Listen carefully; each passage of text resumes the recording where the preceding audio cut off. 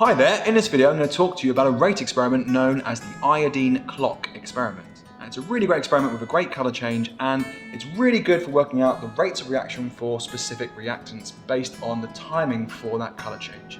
First I'm going to explain how the chemistry behind the reaction actually works.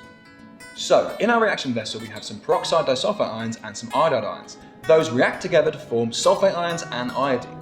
We also put some starch in the reaction vessel as well. Hopefully you're aware that iodine reacts with starch to form a blue-black colour. So if that was the only thing happening, you'd see that blue-black colour straight away, but we don't. And that's because of the quenching reaction taking place at the same time. That second reaction contains disulfate ions. Those ions react with iodine being generated by the first reaction, removing it, forming tetracyanate ions and iodide ions.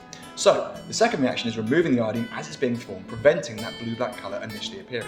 This will keep happening until all the thiosulfate is used up, and eventually you will get enough iodine to see a sudden colour change and the blue-black colour will appear. Hence why the experiment is known as an iodine clock experiment.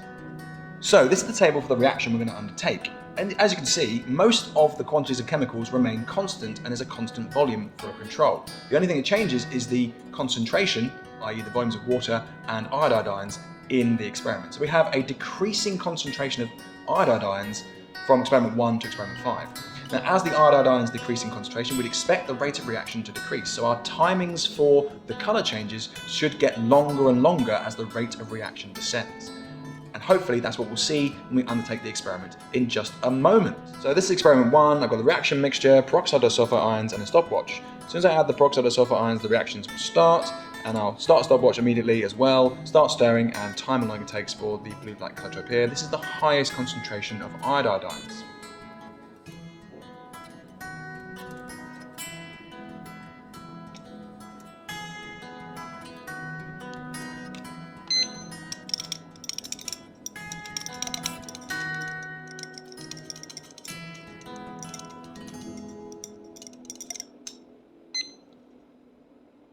This is experiment 2 with a slightly lower concentration of iodide ions.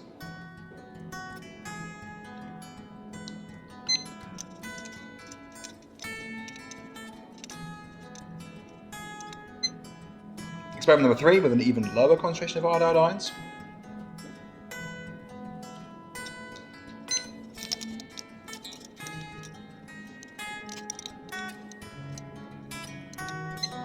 And experiment 4 with again a lower iodide ion concentration.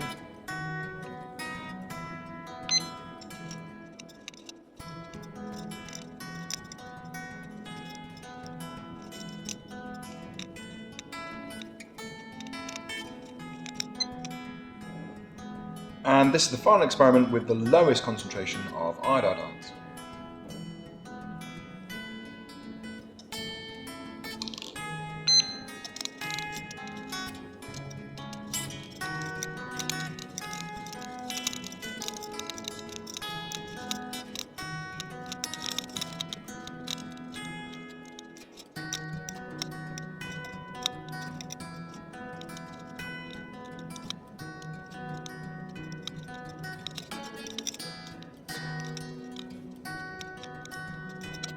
And here is our completed results table. As you can definitely see, as the concentration of iodide ions decreased, the rate of reaction definitely slowed down and it took longer and longer for that blue-black colour to appear as the iodine was able to build up in excess. Now this experiment is a great experiment for determining the order of reaction with respect to the iodide ions in this particular scenario.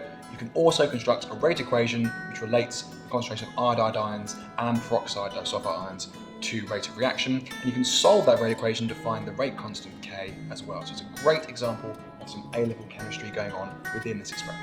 Plus, it's also just a great colour change experiment as well. Hope you enjoyed the video. I look forward to talking to you in the next one. Take care. Bye now.